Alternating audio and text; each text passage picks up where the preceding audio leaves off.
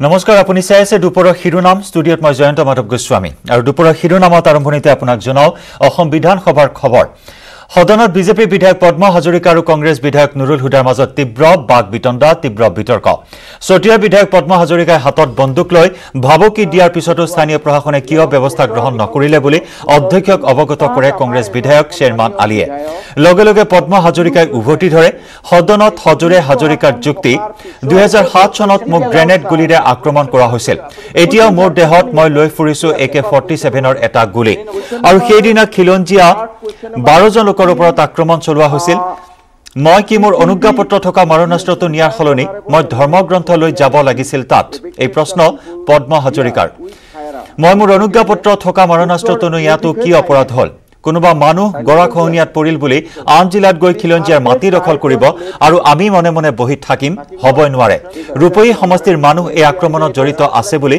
আজি দাবী কৰে পদ্মা হাজৰিকাই আৰু তাৰ পাছতে ৰূপহীহাটৰ বিধায়ক নুৰুল হুদা সদনত পদ্মা হাজৰিকাৰ বিৰুদ্ধে সৰব হৈ পৰা পৰিলক্ষিত হ'ল আমিও লজ্জিত ময়ো লজ্জিত 30 জুলাইত লালেটাপু আৰু মুকুৱা চাপৰি এটা দুৰ্ঘটনা সম্পৰ্কত তাত ছাৰ গোটেই মিডিয়া সেইদিনা দেখুৱালে ছ'চিয়েল মিডিয়া উত্তৰ বিসংগতিটো তাত আমাৰ এজন সন্মানীয় বিধায়ক হাতত বন্দুক লৈ পেলাই তাত গ'ল পুলিচ প্ৰশাসন থকাৰ পিছত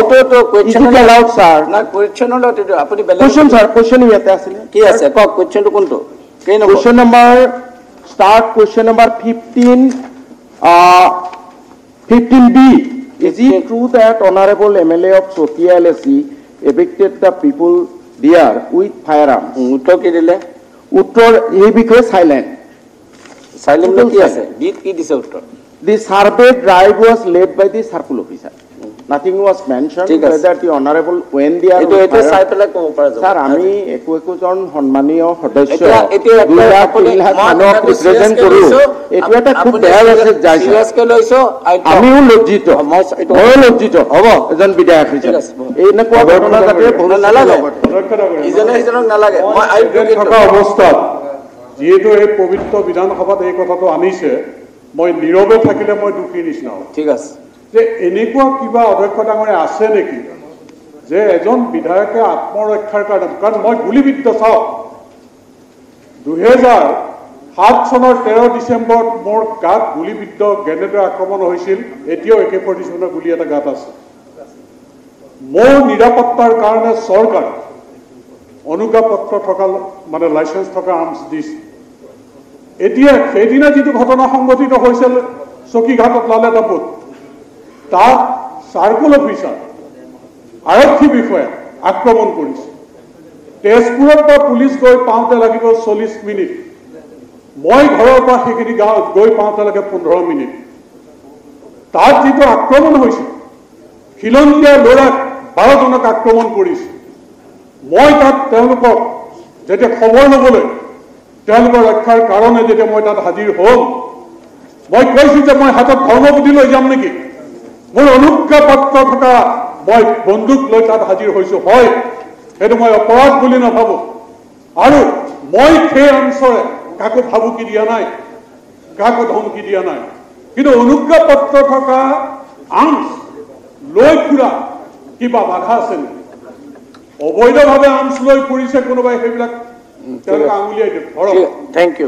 License সংস্থা বন্দুক লৈ যোৱা আৰু হাইকোৰ্টৰ নিৰ্দেশত উচ্ছেদ কৰা এই কথাটো লৈ বাৰেপতি বিভ্ৰান্তি সৃষ্টি কৰিবলৈ এটা পক্ষই চেষ্টা কৰি আছে শোণিতপুৰ জিলাত পৰি থকা মাটিত কোন অধিকাৰ পায় অন্য জিলাৰ মানুহে যধে মধে দখল কৰিবলৈ তেওঁলোক গৰাখহনীয় হ'ব পাৰে কিন্তু চৰকাৰৰ কোনো স্বীকৃতি নোহোৱাকৈ য'তে ত'তে মাটি দখল কৰিব আৰু থলুৱা মানুহে কি নীৰৱ দৰ্শক হৈ চাই থাকিব মানে ইয়াৰ জবাব দিবৰ কাৰণে অতখনৰ পন্থ কৰা আছে আৰু পন্থ কৰা আছে অন্তৰৰ বিষয়ত আছে থলুৱা মানুহ বন্দুক আছিলে থলুৱা মানুহ আছে কোনো বিধেয়ক নাই ইয়াত থলুৱা কথা কৈ আছে থলুৱা নাই থলুৱা কথা কয় থলুৱা কথা কয় এটা এনজিঅ মাটি দখল কৰিব এটা থলুৱা আপোনাৰ কথা ক'বলৈ দি এনেকৈ নহয়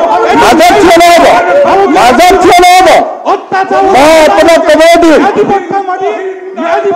এনেকৈ নহ'ব আপুনি আপোনাৰ সমৰ্থ কিয়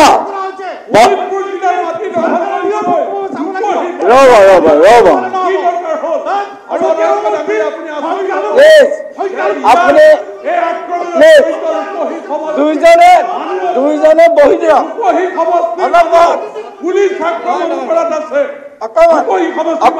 অকমান চাইলেণ্ট 1 মিনিট খালি আপুনি চেয়াৰমেনে এতিয়া কথা কৈছে তেখেতে আপত্তি কৰিছিল নেকি তেখেতে শুনিছে তাৰপিছত উত্তৰ দিছে তেখেতে কিবা কৈছে আপুনি উত্তৰ দিব মাজত কেলে থৈ দিছে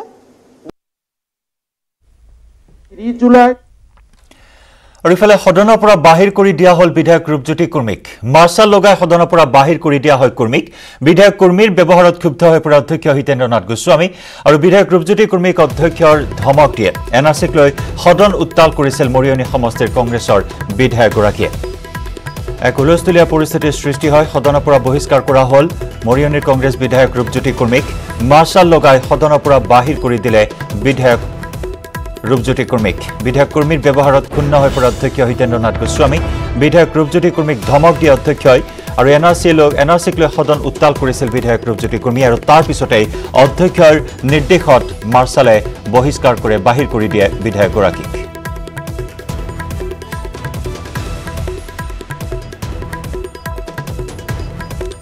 আৰু কেনেকুৱা পৰিস্থিতিৰ সৃষ্টি হৈছিল কি প্ৰসংগক লৈ সদন উত্তাল কৰিছিল বিধায়কগৰাকী আগবঢ়াইছো সেই সময়ৰ কিছু মুহূৰ্ত শক্তি অসমীয়া মানুহ জড়িত হৈ আছে আৰু এসকাই অসমীয়া কৈ আছে হাউসটো আপুনি অকলে নহয় সকলো মেম্বাৰ সকলো আছে মোটো support লক্ষ্যতে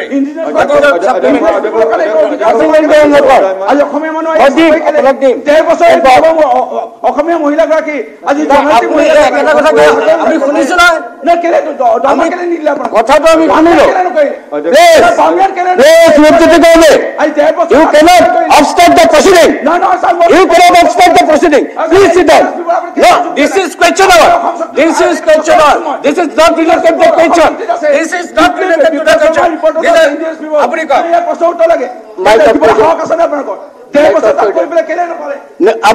Nothing will go on record. Please. Apna mate house to chale. Please sit down. Please. Apna mate enake question hour nashto nokoribo. Do not disturb the questioner. Please. Nothing will go on record.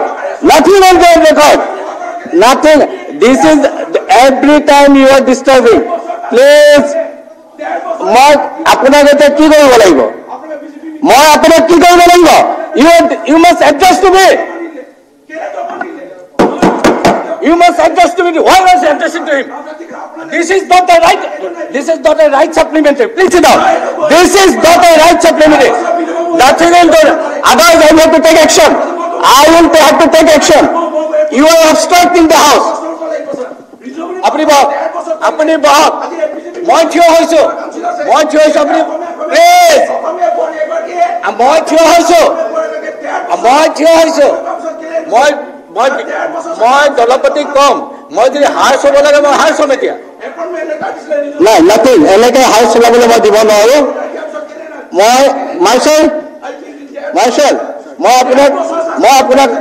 মই পেছনৰ কাৰণে suspend কৰিলো যাব পাৰে আপুনি পেছনৰ আপুনি suspend হৈছে please take him অৱে পেছনৰ কাৰণে মই আপোনাক আঁতৰাই দিছো নাথিং আপোনাৰ না এনেকে হাউস চলিবলৈ দিব নহয় নিজৰ মতে কোনো কমান্ড আপুনি যাব পাৰে প্লিজ আপুনি পেছনৰ কাৰণে আপুনি নালাগে আহিব প্লিজ আপুনি কওক what is your supplementary let me Assam শক্তি ৰহাৰ যিটো ঘটনা এই চৰকাৰে 2016 চনত দায়িত্ব লৈ প্ৰায় 1.5 মাহ 2 মাহৰ ভিতৰতে ৰহাৰ এইমছ লৈ পেলাই যিটো প্ৰতিবাদ সেই এইমছ ৰহাবাসী ৰাইজে বিচৰা নাছিল ৰহাবাসী ৰাইজক 16 চনৰ নিৰ্বাচনৰ আগত সেই সময় ৰহা সমষ্টি বিধায়ক আৰু বিজেপি দলৰ সেই সময় প্ৰাৰ্থীগৰাকীক জিকাবৰ কাৰণে ৰহাৰ এইমছ তাত দিয়া হ'ব বুলি 16 চনৰ নিৰ্বাচনত মন্ত্ৰী হেমন্ত বিশ্ব শৰ্মা হাজৰিকা ডাঙৰীয়াই ঘোষণা কৰাৰ পিছত যেতিয়া 16 চনৰ নিৰ্বাচনৰ পিছত তেওঁলোকে অৱগত হ'ল মন্ত্ৰী হেমন্ত বিশ্ব শৰ্মা এজন স্বাৰ্থপৰ ব্যক্তি তেওঁ নিজৰ সমষ্টিলৈ লৈ গুচি আহিলে এইমছ বুলি তেতিয়া ৰহাবাসী ৰাইজে স্বতঃস্ফূৰ্তভাৱে তেওঁলোকে প্ৰতিবাদ কৰিবলৈ আহা এজন মিণ্টু দেউৰীক গুলীয়াই হত্যা কৰিছিল এই মিণ্টু দেউৰীৰ সহধৰ্মিনী ৰিজুমণি পাটৰক এপইণ্টমেণ্ট লেটাৰ দিয়া হৈছিলে 4th গ্ৰেডৰ চাকৰি দিয়া হৈছে বুলি 16 চনৰ সেই ঘটনাটোৰ সময়তে 1.5 মাহৰ ভিতৰতে 1.5 বছৰ আজি এগৰাকী অসমীয়া বোৱাৰী বৰ্তমান চৰকাৰখনে অসমীয়া কৈ আছেতো তিৱা দলটো তেওঁলোকৰ লগত আছে বুলি কৈ আছে, বিভিন্ন জনজাতি দলসমূহৰ লগত আছে বুলি কৈ আছে, প্ৰকৃততে আছে বুলি কৈ আছে হয়, কিন্তু তেওঁলোকৰ কাৰণে কি কাম কৰিছে? আজি এগৰাকী জনজাতি, এগৰাকী বিধৱা দুখীয়া, এগৰাকী মহিলা আজি 1.5 বছৰে খটুৱাই আজি এটকাও দৰমহা নিদিলে। এই সন্দৰ্ভত চৰকাৰে স্থিতি বিচাৰিছিলোঁ আৰু মন্ত্ৰী মহোদয়ে ইয়াত উত্তৰ দিবলৈ অপৰাধ কৰাত আমি দেখা পালোঁ এটা ইংগিত দিছিল, আৰু যাৰ ভিত্তিত মাননীয় অধ্যক্ষগৰাকীয়ে মোক বিধানসভাৰ পৰা বাহিৰ কৰি দিলে। আৰু ইফালে অধিৱেশনৰ প্ৰথমটো দিনাই ARDF আৰু কংগ্ৰেছৰ সদন ত্যাগ। কোভিডৰ আলোচনা বিচাৰি সভা স্থগিতৰ প্ৰস্তাৱ দিছিল বিৰোধীয়ে, কিন্তু এই সভা স্থগিতৰ প্ৰস্তাৱ অগ্ৰাহ্য কৰা অধ্যক্ষই অইন দিনত আন প্ৰক্ৰিয়াত আলোচনাৰ পোষকতা অধ্যক্ষৰ, আৰু ইয়াতেই ক্ষুণ্ণ হৈ সদন ত্যাগ কৰে কংগ্ৰেছ ARDFে। অধিৱেশনৰ প্ৰথমটো দিনাই বিৰোধীৰ সদন ত্যাগ। কোভিড-19ক লৈ আলোচনা বিচাৰি সভা স্থগিতৰ প্ৰস্তাৱ দাঙি ধৰিছিল বিৰোধীয়ে, কিন্তু সভা স্থগিতৰ প্ৰস্তাৱ অগ্ৰাহ্য কৰা অধ্যক্ষ হিতেন্দ্ৰ নাথ গোস্বামীয়ে। অইন দিনত আন প্ৰক্ৰিয়াত আলোচনাৰ পোষকতা কৰিছিল অধ্যক্ষই, আৰু ইয়াতেই ক্ষুণ্ণ হৈ সদন ত্যাগ কৰে কংগ্ৰেছ ARDFে।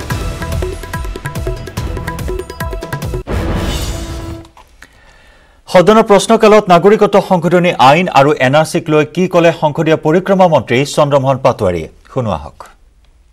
NRCখন যেতিয়া প্ৰস্তুত হৈছে, আমাৰ মাননীয় সদস্যগৰাকীয়ে যিটো কথা কৈছে যে যাৰ নাম সোমাল, যাৰ নাম নোসোমাল, কিয় নোসোমাল, কি হ'ল, এই গোটেই কথাখিনি প্ৰশ্ন আছে। ঠিক তেখেতে ঠিকে কৈছে কথা, আৰু সেইকাৰণে আমি চৰকাৰে এখন এফিডেভিট দিছোঁ NRC ওলোৱাৰ পিছত যে বাংলাদেশ নেইবাৰিং যিখিনি ডিষ্ট্ৰিক্ট আছে তাত 20% আৰু বাকী ৰেষ্ট ডিষ্ট্ৰিক্টবিলাকত 10% ভেৰিফিকেশ্যন হ'ব লাগিব। আমি সেইটো এফিডেভিট সুপ্ৰিম কোৰ্টত দিছোঁ। গতিকে সেইকাৰণে NRC ষ্টেটাছটো আজি কিন্তু সেইটো আছে, আমি ভেৰিফিকেশ্যন আমাক লাগিব। কাৰণ কিয় মাননীয় সদস্যসকল বিধানসভাত যে আছে সকলো পাৰ্টিক, আমি মাননীয় সদস্যসকলৰ উপৰিও অসমৰ ৰাইজে এইটো বিচাৰিছে যে এখন শুদ্ধ NRC হ'ব লাগে, যিখন NRCৰ অধ্যক্ষ ডাঙৰীয়া বিদেশীৰ নাম থাকিব নালাগে আৰু কোনো ভাৰতীয় মানুহৰ নাম বাদ কৰিব নালাগে। এইটো আৰু মেইন প্ৰিন্সিপাল। গতিকে সেইকাৰণে এইটোৰ আমি 10% ভেৰিফিকেশ্যন আদাৰ ডিষ্ট্ৰিক্ট, আৰু বাংলাদেশ বৰ্ডাৰৰ কাষৰ যিবিলাক ডিষ্ট্ৰিক্ট, এই ডিষ্ট্ৰিক্টবিলাকত 20% আমি ভেৰিফিকেশ্যন আমি বিচাৰিছোঁ আমি এই ক্ষেত্ৰত। আৰু সুপ্ৰিম কোৰ্টৰ এই ক্ষেত্ৰত NRCৰ পিছত সুপ্ৰিম কোৰ্টৰ কৈছিল যে 10% ভেৰিফিকেশ্যন হ'ব লাগে, কিন্তু আগৰ যিজন মানে কোঅৰ্ডিনেটৰ আছিলে তো তেওঁ এই কথাখিনি ভালকৈ কাম নকৰিলে। এই কথাখিনি মই কাৰো বিৰুদ্ধে কোৱা নাই, তো তেওঁ ভালকৈ কামখিনি নকৰিলে, যাৰ ফলত এইখিনি নুশুনা ৰৈ গ'ল। এতিয়া প্ৰশ্নটো হ'ল, মই এটা কথা দৃঢ়তাৰে কওঁ, বহুত মানুহে এই কাৰ কথাটো লৈ পেলাই এনেকুৱা কৰিছে লাখ লাখ হিন্দু বাংলাদেশী আনে ইয়াত বহুৱালোঁ, আৰু যাৰ কাৰণে আমাৰ অসমীয়া খিলঞ্জীয়াৰ ভেটি মাটি চব খতম হৈ গ'ল। কিন্তু মই অধ্যক্ষ ডাঙৰীয়া, মই আজি দৃঢ়তাৰে ইয়াত কম, দৃঢ়তাৰে আজি এই কাহ পাত মানে যেতিয়া হ'ল, তাৰপিছৰ পৰা অসমৰ 26,000 গাঁৱত এখন গাঁৱৰ এজন মানুহে কওক যে বাংলাদেশৰ পৰা কিমান বাংলাদেশী হিন্দু আমি অসমত বহুৱাইছোঁ, কওক যদি ক'ব পাৰে, কওক যদি কোনোবাই ক'ব পাৰে। এনেই ইম'চনেলি কথা ক'লে নহ'ব অধ্যক্ষ ডাঙৰীয়া, কওক কোনোবাই যদি ক'ব পাৰে। 26,000 গাঁৱৰ কথা ক'লোঁ, এখন কথা কোৱা নাই, কওক যদি কোনোবাই পাৰে। গতিকে এই কথাবিলাক আমি ইম'চনেলি ডিল নকৰি আমি সমাজখন ভাল কৰাৰ কাৰণে, আমাৰ মাজত ভাতৃত্ববোধটো ৰক্ষা কৰাৰ কাৰণে, কাৰণ অসমৰ সংস্কৃতি সম্পূৰ্ণ বেলেগ, অন্য ৰাজ্যৰ সংস্কৃতিৰ লগত অসমৰ সংস্কৃতি নিমিলে। আমি ইয়াতে হিন্দু মুছলমান আমি সকলো ধৰ্মাৱলম্বী লোকে আমি ভালকৈ এইখন ৰাজ্যত আমি সুন্দৰভাৱে বসবাস কৰোঁ। এক ব্ৰেকিং নিউজ, হাইলাকান্দিৰ লালা বজাৰত মহিলাৰ অৰ্ধ উলংগ মৃতদেহ উদ্ধাৰ। চেণ্ট্ৰেল ৰোডত থকা তৃপ্তি নামৰ এখন হোটেলৰ পিছফালে পৰি থকা অৱস্থাত উদ্ধাৰ কৰা হয় মৃতদেহটো। মহিলাগৰাকীক বলাৎকাৰ কৰি হত্যা কৰাৰ সন্দেহ প্ৰকাশ কৰিছে স্থানীয় ৰাইজে। ঘটনাস্থলীত লালা আৰক্ষী উপস্থিত হৈ তদন্ত আৰম্ভ কৰিছে যদিও এতিয়ালৈকে দোষীক আটক কৰিবলৈ সক্ষম হোৱা নাই। এক চাঞ্চল্যকৰ ঘটনা, হাইলাকান্দিৰ লালা বজাৰত মহিলাৰ অৰ্ধ উলংগ মৃতদেহ উদ্ধাৰ কৰা হৈছে। চেণ্ট্ৰেল ৰোডত থকা তৃপ্তি নামৰ এখন হোটেলৰ পিছফালে পৰি থকা অৱস্থাত উদ্ধাৰ কৰা হয় মৃতদেহটো। মহিলাগৰাকীক বলাৎকাৰ কৰি হত্যা কৰাৰ সন্দেহ স্থানীয় ৰাইজৰ। ঘটনাস্থলীত লালা আৰক্ষী উপস্থিত হৈ তদন্ত আৰম্ভ কৰিছে যদিও এতিয়ালৈকে দোষীক আটক কৰিবলৈ সক্ষম হোৱা নাই। অৰ্ধ উলংগ মৃতদেহ উদ্ধাৰ কৰা হৈছে এগৰাকী মহিলাগৰাকীক বলাৎকাৰ কৰি হত্যা কৰাৰ সন্দেহ প্ৰকাশ কৰা হৈছে, কিন্তু এই সন্দৰ্ভত কোনো লোকক আটক কৰিবলৈ সক্ষম হোৱা নাই। এখন হোটেলৰ তৃপ্তি নামৰ এখন হোটেলৰ পিছফালে ৰহস্যজনক অৱস্থাত উদ্ধাৰ কৰা হয় অৰ্ধগলিত এগৰাকী মহিলাৰ মৃতদেহ।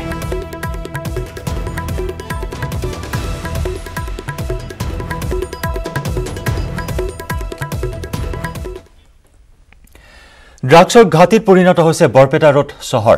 বৰপেটা ৰোড চহৰত জব্দ কৰা হৈছে বৃহৎ পৰিমাণৰ ব্ৰাউন চুগাৰ। বৰপেটা ৰোড থানাৰ ভাৰপ্ৰাপ্ত বিষয়া দেৱানন্দ দাসৰ নেতৃত্বত অভিযান চলাই দুটা ড্ৰাগছ ব্যৱসায়ীসহ আৰক্ষীয়ে জব্দ কৰে বৃহৎ পৰিমাণৰ ব্ৰাউন চুগাৰ ভৰ্তি কণ্টেইনাৰ। ৩১ নম্বৰ ৰাষ্ট্ৰীয় ঘাইপথৰ কলহভাঙাত নিশা অভিযান চলাই এখন মাৰুতি কাৰৰ পৰা জব্দ কৰা হয় ব্ৰাউন চুগাৰ ভৰ্তি ৮১টাকৈ কণ্টেইনাৰ। আনহাতে ড্ৰাগছ ব্যৱসায়ী যুৱক দুজনৰ পৰা প্ৰায় ৩৫০টা নিচাযুক্ত টেবলেট, বহু পৰিমাণৰ খালী কণ্টেইনাৰ আৰু নগদ ৩০,০০০ টকা জব্দ কৰে আৰক্ষীয়ে। দুই ড্ৰাগছ ব্যৱসায়ী বৰপেটাৰ হাউলি চহৰৰ ৪ নম্বৰ ৱাৰ্ডৰ অমিত সাহা আৰু বৰপেটা ৰোড চহৰৰ সমীপৰ ভালুকি গাঁৱৰ আনছেৰ আলী। ইতিমধ্যে ঘটনা সন্দৰ্ভত বৰপেটা ৰোড আৰক্ষীয়ে অব্যাহত ৰাখিছে ঘটনাৰ তদন্ত। নেশ্যনেল হাইৱে কাষত কলভঙা অঞ্চলত এখন গাড়ী মাৰুতি 800 গাড়ীৰ পৰা আমি অমিত শ্বাহ আৰু আনছেৰ আলী দুজন ড্ৰাগছ সৰবৰাহকাৰী, তেওঁলোকৰ পৰা আমি ৮১টা আমি brown sugar suspected brown sugar আমি কণ্টেইনাৰ আমি জব্দ কৰিছোঁ আৰু 5 পেকেট আমি ড্ৰাগছৰ টেবলেট প্ৰায় ৩৫০টামান হ'ব আমি জব্দ কৰিছোঁ আৰু লগতে ৩০,০০০কৈ আমি নগদ টকা আমি জব্দ কৰিছোঁ আৰু কিছুমান আমি ব্ৰাউন চুগাৰ ভৰোৱা কণ্টেইনাৰ তাৰে আমি ৩টামান খালী পেকেট আমি জব্দ কৰিবলৈ সক্ষম হৈছোঁ আৰু এতিয়া আমি প্ৰাৰম্ভিক পৰ্যায়ত আমি তদন্তকালীনত তেওঁলোকৰ ওপৰত এটা আমি চৌমতো কেছ ল'ম আৰু সেইমতে আমি ইনভেষ্টিগেশ্যন কৰি তাৰ আইনগত ব্যৱস্থা আমি গ্ৰহণ কৰিম। জোৰদাৰ গতিত চলিছে সুশান্ত সিং ৰাজপুতৰ হত্যাৰ CBI তদন্ত। আজি পুনৰ CBI সোধা পোছা কৰিছে ৰিয়া চক্ৰৱৰ্তীক। আজি চতুৰ্থবাৰলৈ ৰিয়া কৰা হৈছে সোধা পোছা। দেওবাৰে ৰিয়া চক্ৰৱৰ্তীক প্ৰায় 9 ঘণ্টা ধৰি কৰা হৈছিল সোধা পোছা আৰু আজি পঞ্চমবাৰলৈ ৰিয়াৰ ভাতৃ সৌভিক চক্ৰৱৰ্তীকো কৰিছে সোধা পোছা। DRDO গেষ্ট হাউচত উপস্থিত সুশান্তৰ বাইক মিতু সিং। ৮ জুনত ৰিয়াই এৰিছিল সুশান্তৰ ঘৰ। সুশান্তৰ ঘৰ এৰাৰ পিছত মিতু সিং উপস্থিত হৈছিল সুশান্তৰ ঘৰত। আজি মিতু সিঙৰ সৈতে মুখামুখিকৈ সোধা পোছা কৰা হৈছে ৰিয়াক। দেওবাৰে ৰিয়াক সোধা পোছা কৰাৰ সময়ত নিয়োগ কৰা হৈছিল মুম্বাইৰ 4গৰাকী মহিলা কনিষ্টেবল। দেওবাৰে CBIয়ে কঠোৰভাৱে জেৰা কৰিছিল ৰিয়াক, যাৰ বাবে নিয়োগ কৰা হৈছিল মুম্বাইৰ 4গৰাকী মহিলা কনিষ্টেবলক।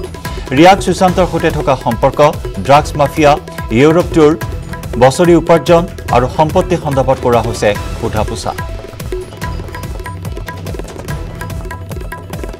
সুশান্ত সিং ৰাজপুতৰ মৃত্যুৰ ৰহস্য উদ্ঘাটন কৰিবলৈ জোৰদাৰ গতিত অব্যাহত আছে CBI তদন্ত। মাৰাথন জেৰা চলাই থকা হৈছে সুশান্ত সিং ৰাজপুতৰ প্ৰেয়সী ৰিয়া চক্ৰৱৰ্তীক। কেতবোৰ নতুন নতুন তথ্য উদ্ঘাটন কৰিবলৈ সক্ষম হৈছে আৰু বিশেষকৈ ড্ৰাগছ সৰবৰাহৰ ক্ষেত্ৰতো কেতবোৰ বিস্ফোৰক তথ্য লাভ কৰিবলৈ সক্ষম হৈছে।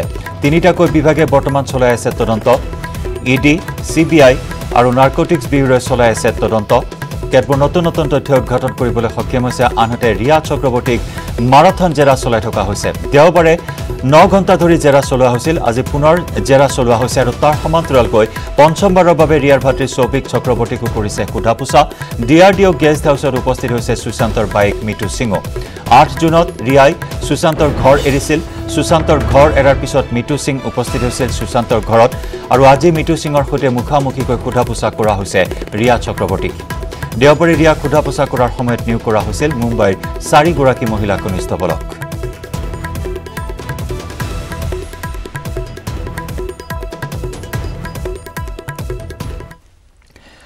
মঙলদৈৰ আউলা চৌকাত বাছ দুৰ্ঘটনা। 15 নম্বৰ ৰাষ্ট্ৰীয় ঘাইপথৰ খাৱৈত বাগৰিল এখন যাত্ৰীবাহী বাছ। মঙলদৈৰ পৰা গুৱাহাটী অভিমুখে আছিল যাত্ৰীবাহী আল্ট্ৰা বাছখন।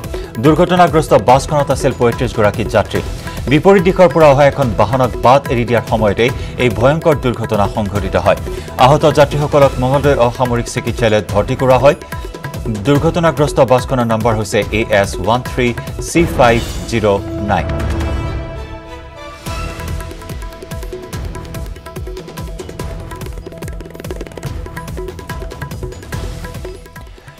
বজালীৰ পাটাচাৰকুছিৰ সমীপৰ এখন বিশেষ গাঁও হৈছে ভালুকি। এই ভালুকিতে বিচাৰি পোৱা হৈছে 1700 শতিকাৰ আহোম দিনৰ দুটাকৈ ঐতিহ্য। ইয়াৰ ভিতৰত অন্যতম হৈছে ৰাণী ফুলেশ্বৰীয়ে স্থাপন কৰা এটা প্ৰাচীন কালী মন্দিৰ। বছৰ বছৰ ধৰি এই মন্দিৰটোত স্থানীয় ৰাইজে পূজা অৰ্চনা কৰি আহিছে। একেলগে আছে আন এটা মনসা মন্দিৰো। মন্দিৰৰ প্ৰৱেশদ্বাৰত লিখা আছে ৰাণী ফুলেশ্বৰীৰ দিনৰ প্ৰাচীন কালী মন্দিৰ। কালী মন্দিৰৰ পিছফালে গাতে লাগি আছে এটা পুখুৰী পুখুৰী পাৰত এজোপা বাঁহৰ গুৰিত পোৱা হৈছে মন্দিৰটোৰ প্ৰাচীন ভগ্নাৱশেষ স্থানীয় ৰাজ্যে জানিবলৈ দিয়া মতে পুখুৰীৰ স্থানতে আছিল পুৰণি ঐতিহাসিক মূল মন্দিৰটো কিন্তু দুৰ্ভাগ্যৰ বিষয় যে এনে এটা আহোমদিনীয়া ঐতিহাসিক কালী মন্দিৰ থকাৰ পিছতো আজিলৈকে মন্দিৰটো সন্দৰ্ভত কোনো বিশেষ প্ৰচাৰ অথবা চৰ্চা হোৱা নাই মন্দিৰ চৌহদ ভালদৰে নিৰ্মাণ কৰি সংৰক্ষণ কৰাৰ বাবে চৰকাৰ তথা প্ৰশাসনক অনুৰোধ জনাইছে গাঁওবাসীয়ে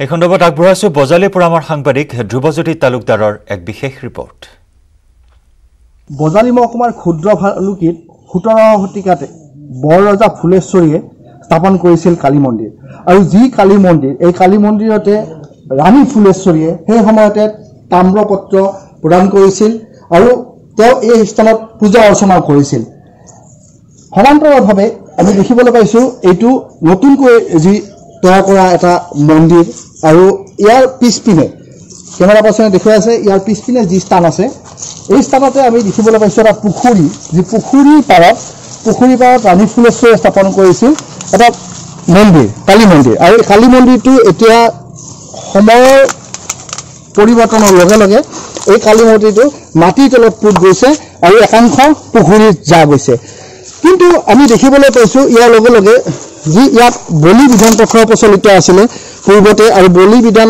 পৰ্বৰ যি সামগ্ৰী এতিয়াও মন্দিৰৰ পিছপিনে কিছু পৰিমাণে মজুত থকা পৰিলক্ষিত হৈছে আৰু এই স্থানত এই মন্দিৰত আজিও কালী পূজাৰ দিনটোত প্ৰতি বছৰে কালী পূজা অৰ্চনা চলি আহিছে ইয়াৰ সমান্তৰালভাৱে বিভিন্ন পৰ্ব উপনয়ন বিবাহ আদি অনুষ্ঠিত হৈ আছে আমাৰ লগত এই মন্দিৰৰ ব্যক্তি উপস্থিত আছে তেওঁলোকৰ জানিব বিচাৰিম যেহেতু 17 শতিকাৰ বৰৰজা ফুলেশ্বৰী দিনৰ মন্দিৰ ইয়াৰ যি ইতিহাস বৰ্তমান কেনেদৰে সংৰক্ষিত হৈ আছে বা কি বিচাৰে আপোনালোকে ইতিহাসটো আজি বাস্তৱত ইতিহাসৰ যেন বৰৰজা ফুলেশ্বৰী আমাৰ ইয়াত আহি প্ৰবন্ধমতে হৈছিলে কি ইয়াত মানে শৰাই আগবঢ়াইছিল আৰু মন্দিৰৰ কাৰণে কিবা দান দিছিল তাম্ৰপত্ৰ দিছিল তাম্ৰপত্ৰ দেখা মানুহ ভাবিছে এতিয়াও আছে কিন্তু অভাৱগ্ৰস্ত অতি দৰিদ্ৰ পৰিয়াল থকাৰ কাৰণে এইখনে বিক্ৰী কৰিলে নে কি কৰিলে এতিয়ালৈকে আমি উদ্ধাৰ কৰিব পৰা নাই কিন্তু তাম্ৰপত্ৰখন আছিল বহুতে দেখিছে এইখন মানে কি মানে সুন্দৰভাৱে কৰা আছে ৰাণী ফুলেশ্বৰীৰ যি সময়ত যিটো মন্দিৰ আছিলে মন্দিৰটো